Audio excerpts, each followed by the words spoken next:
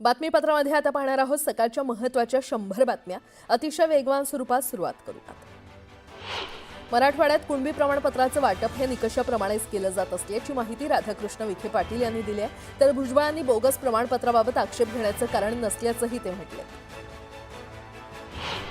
आमदार गोपीचंद पडळकरांनी जयंत पाटलांवर खालच्या पातळीवर गंभीर टीका केली आहे। जत पंचायत समितीचे कनिष्ठ अभियंता अवधूत वडार आत्महत्या प्रकरणावरून करण्यात आलेल्या आरोपांच्या निषेधार्थ पडळकरांच्या नेतृत्वात मोर्चा काढण्यात आला आणि यावेळी पडळकरांची जीभ घसरली। शहापूर तालुक्यात भाजपच्या कार्यकर्त्यांनी शरद पवारांच्या राष्ट्रवादीत पक्षप्रवेश केला। खासदार बाळामामा म्हात्रे यांच्या उपस्थितीत पक्षप्रवेश सोहळा संपन्न झाला। दरम्यान शहापूर तालुक्यात भाजपला मोठा धक्का मानला जातो।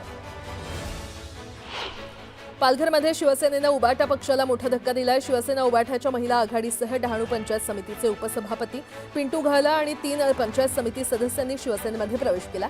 एकनाथ शिंदेंच्या उपस्थितीमध्ये हा पक्षप्रवेश पार पडला। महाराष्ट्र राज्य सहकारी संघाचे अध्यक्ष आमदार प्रवीण दरेकर यांनी मुख्यमंत्री देवेंद्र फडणवीसांची भेट घेतली। राज्य सहकारी संघाचा शिक्षण निधी पूर्ववत सुरू करावा आणि विविध प्रश्नांसंदर्भात संयुक्त बैठकीचे आयोजन करावं अशी मागणी यावेळी दरेकर यांनी केली। दरम्यान सकारात्मक कार्यवाही करण्याचं आश्वासन मुख्यमंत्र्यांनी दिलं। लातूरच्या रेणापूर तालुक्यातील वांगदरी गावात जाऊन पंकजा मुंडेंनी भरत कराड यांच्या कुटुंबियांची सांत्वनपर भेट घेतली। ओबीसींचं आरक्षण गेल्याची भावना निर्माण झाल्यानं भरत कराड यांनी मांजरा नदीमध्ये उडी घेऊन आत्महत्या केली। नागपूरमध्ये राष्ट्रवादीच्या चिंतन शिबिराचं आयोजन करण्यात आलंय। प्रदेशाध्यक्ष सुनील तटकरे यांनी शिबिर स्थळाची पाहणी केली।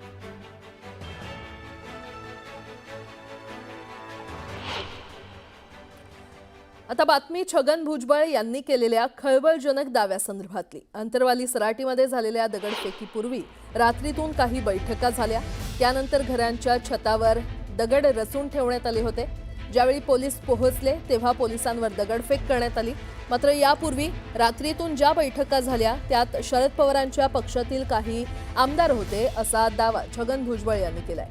मराठा आरक्षणाच्या मागणीसाठी जरांगे पाटलांनी सर्वात आधी अंतरवाली सराटीमध्ये आंदोलन केलं आणि आंदोलनावेळी अंतरवालीमध्ये तणाव निर्माण झाला होता। या संदर्भात बोलताना भुजबळ यांनी हा दावा केला।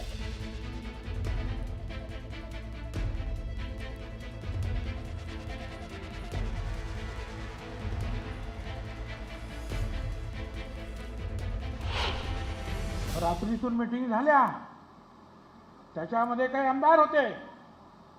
होय, पवार साहेबांचे आमदार होते, मी नावं सुद्धा घेतलेली।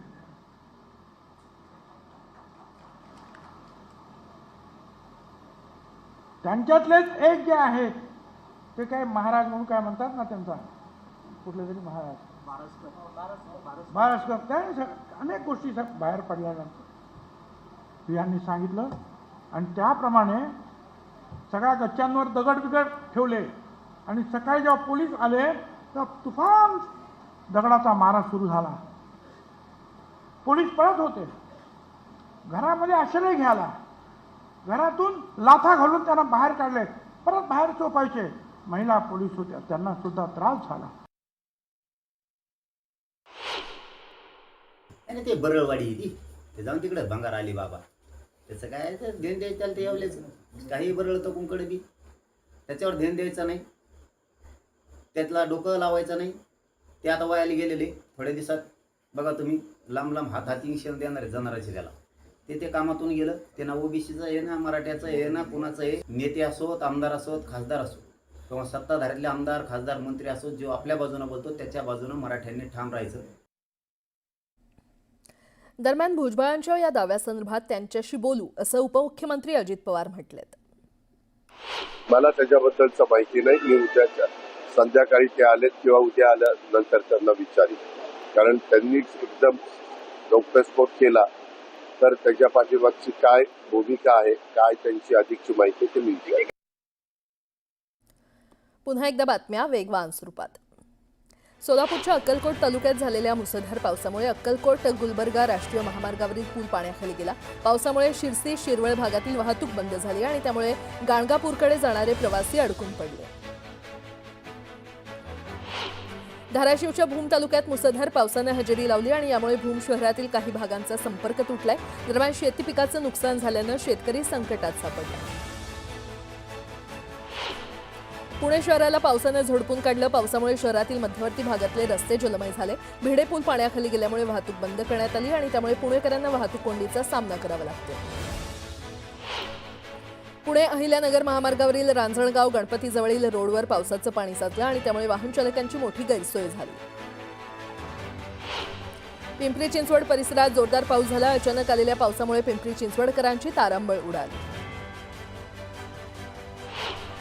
शिवसेना उबाठा पक्षाचे पक्षप्रमुख उद्धव ठाकरे यांनी कुटुंबासोबत सध्या लोकप्रिय ठरलेला दशावतार चित्रपट पाहिला. यावेळी दशावतार चित्रपटाचे सर्व मुख्य कलाकार आणि तंत्रज्ञ यांनी पक्षप्रमुख उद्धव ठाकरे यांची भेट घेतली.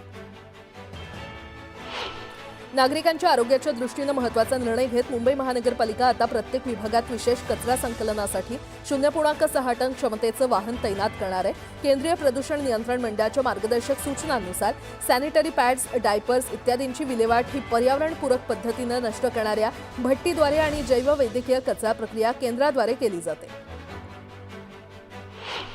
राज्यातील उच्च शिक्षणाचा स्तर आणि दर्जा उंचावण्यासाठी उच्च तंत्र शिक्षण विभागानं नव्या महाविद्यालयांना मंजुरी देण्यासाठी स्वतंत्र प्रणाली विकसित केलेली आहे. पुढील शैक्षणिक वर्षापासून विद्यापीठांशी संलग्नता घेणाऱ्या पारंपरिक आणि व्यावसायिक महाविद्यालयांना नवीन महाविद्यालय मान्यता प्रणालीद्वारे मंजुरी दिली जाणार आहे.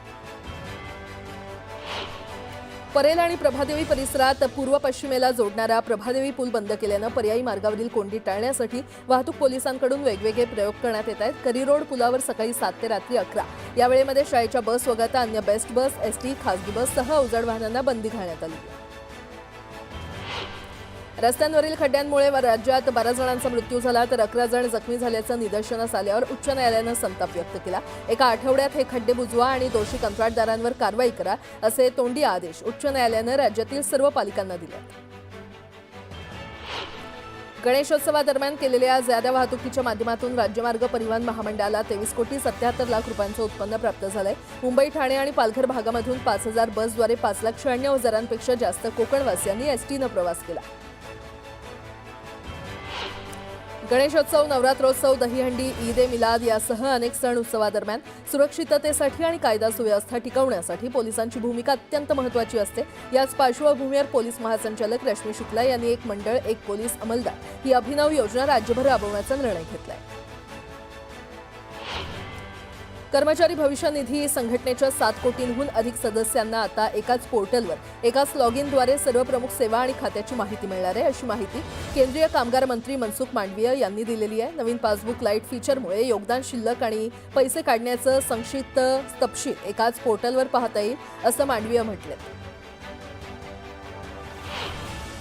पालकमंत्री संजय शिरसाट यांनी जायकवाडी धरणाचं जलपूजन केलं. धरणाला साडी, नारळ, पुष्प अर्पण करण्यात आलं. जायकवाडी धरण 100% भरलं असून या पावसाळ्यात 2दा पाण्याचा विसर्ग करण्यात आला. आशियातील पहिल्या महिला रेल्वे चालक श्रीमती सुरेखा यादव 36 वर्षांच्या गौरवशाली सेवेनंतर निवृत्त झाल्यात.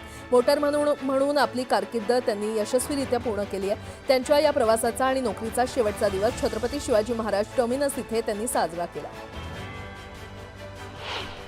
कोल्हापुरातल्या कळे गावात रस्त्यासाठी लहान मुलांनी ठुमक आंदोलन केलं. गावातल्या बाजारपेठेतले रस्ते खराब झाल्यानं त्यांनी लक्ष वेधण्यासाठी केलेल्या आंदोलनाची चांगलीच चर्चा सुरू आहे. छत्रपती संभाजीनगरच्या पैठणमध्ये पावसामुळे पिकांचं अतोनात नुकसान झालंय. पालकमंत्री संजय शिरसाट यांनी नुकसान झालेल्या भागातील पिकांची पाहणी केली. नंदीवाले तिरवल समाजाला सातारा गॅजेटनुसार अनुसूचित जाती जमातीमधून आरक्षण मिळावं या मागणीसाठी अहिल्यानगरमध्ये भव्य मोर्चा काढण्यात आला. छावा संघटनेचे प्रदेश कार्याध्यक्ष रावसाहेब काळे आणि नंदीवाले तिरमली समाजाचे सुभाष काकडे यांच्या नेतृत्वाखाली मोर्चाचे आयोजन करण्यात आलं होतं. मुंबई महानगरपालिका निवडणुकीची तयारी वेगानं सुरू झाली असून जानेवारी अखेरपर्यंत निवडणूक होण्याची शक्यता आहे आणि यासाठी महापालिकेकडून सर्व पातळ्यांवर नियोजन सुरू असून मतदानाच्या दिवशी जवळपास 70,000 कर्मचारी तैनात करण्यात येणार आहेत. याशिवाय पोलिंग मॅनेजमेंटसाठी 3,500 कर्मचारी असतील.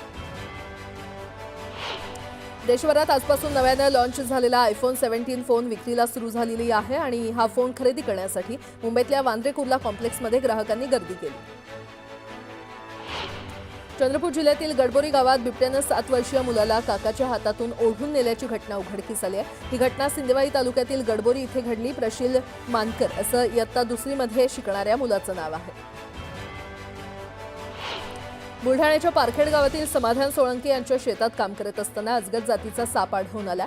सर्पमित्रांना पाचारण करून अजगराचं रेस्क्यू करण्यात आलं. 35 किलो वजनाच्या अजगराला रेस्क्यू करत त्याच्या नैसर्गिक अधिवासात सोडून देण्यात आलं. लांजा पोलीस ठाण्याच्या चौरिया वनक्षेत्रात असलेल्या दहियान इथे पोलिसांचा खबरी असल्याच्या संशयावरून नक्षलवाद्यांनी एका तरुणाची हत्या केली. पोलिसांनी शोध मोहीम राबवून मृतदेह ताब्यात घेतला.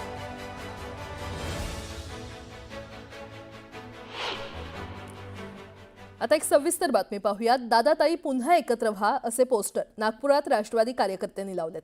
नागपूरमध्ये राष्ट्रवादीचं चिंतन शिबिर आहे आणि या चिंतन शिबिराच्या ठिकाणी एनसीपी कार्यकर्त्यांनी हे पोस्टर लावलेले आहेत. दादाताई एक व्हा असा पोस्टरमध्ये उल्लेख करण्यात आलेला आहे. झालं गेलं गंगेला मिळू द्या, नतमस्तक होऊन विनंती करतो असंही पोस्टरमध्ये लिहिण्यात आलंय.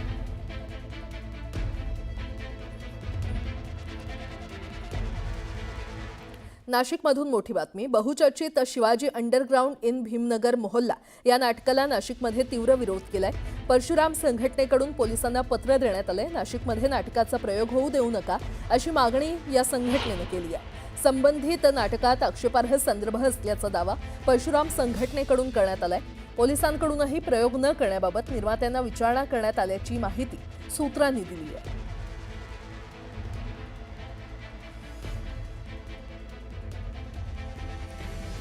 पुन्हा एकदा बातम्या वेगवान स्वरूपात.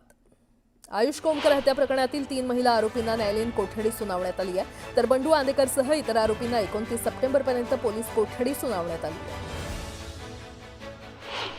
माओवाद्यांचा प्रवक्ता अभय उर्फ भूपतीची ऑडिओ क्लिप समोर आली आहे. शस्त्रसंधी करण्याची माओवाद्यांनी याचना केली आहे. शांततेच्या चर्चेसंदर्भात गंभीर आहोत. सरकारनं या संदर्भात आमच्या भूमिकेची दखल घेतली पाहिजे असं म्हणत भूपतीनं स्वतःचा फोटो टाकून ऑडिओ जारी केलाय. हैदराबाद गॅजेट विरोधातील जनहित याचिका हायकोर्टानं फेटाळून लावली आहे. हैदराबाद गॅजेटच्या शासन निर्णयाला अॅडव्होकेट विनीत धोत्रेंनी आव्हान दिलं होतं. दरम्यान मुंबई हायकोर्टानं ही याचिका फेटाळून लावली.